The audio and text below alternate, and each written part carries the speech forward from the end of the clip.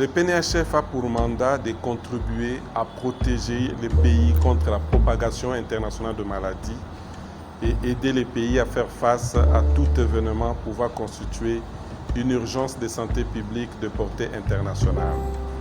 Et cela conformément au règlement sanitaire 2005.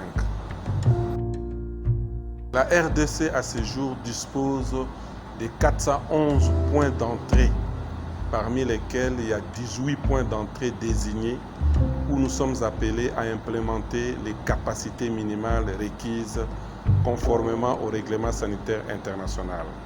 Notre mission, c'est d'assurer les contrôles sanitaires au niveau de toutes ces frontières. En ce qui concerne les COVID-19, nous sommes membres du secrétariat technique de la riposte et nous dirigeons la commission point d'entrée qui fait partie de la grande commission de surveillance. Dans la riposte en cours, nous implémentons les activités de screening au niveau de points d'entrée, mais aussi au niveau de points de contrôle et des grandes artères à travers la ville de Kinshasa ainsi qu'au niveau des provinces touchées. Par rapport à l'apport de l'OIM dans ce que nous faisons, comme je vous ai dit précédemment, nous sommes là pour dépister les personnes qui bougent, les personnes qui peuvent être susceptibles de présenter des signes et les intercepter. Alors nous avons bénéficié d'un appui capital de l'OIM. Tout ce que vous avez vu comme dispositif, ça vient de l'OIM. Et cela nous permet d'implémenter ce dont on a besoin pour le screening, la communication des risques ainsi que l'observation visuelle. Les défis par rapport à ce que nous faisons, nous avons des défis énormes à surmonter.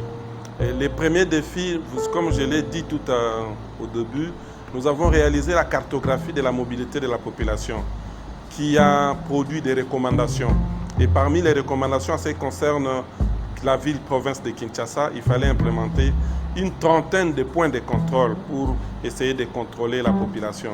Mais malheureusement, à ce jour, 5 seulement sont opérationnels. Pourquoi? Parce que nous n'avons pas de ressources nécessaires pour implémenter les 25 autres points de contrôle. Deuxièmement, la même cartographie a été réalisée au niveau du Congo central.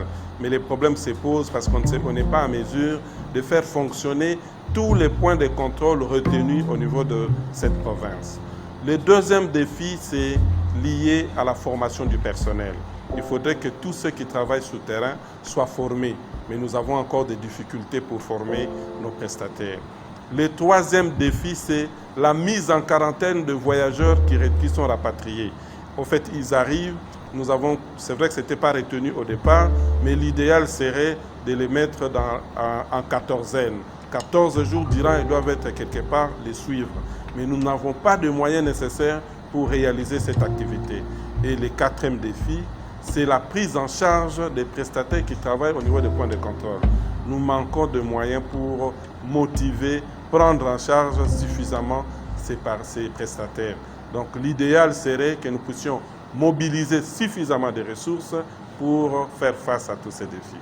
Aux partenaires techniques et financiers, c'est vrai que nous avons un partenaire traditionnel qui est l'OIM, l'Organisation internationale pour les migrations, mais il y a aussi l'OMS avec qui nous travaillons. Mais nous souhaiterions que ceux-ci puissent bénéficier de fonds nécessaires pour nous appuyer à mener toutes ces activités à bon port.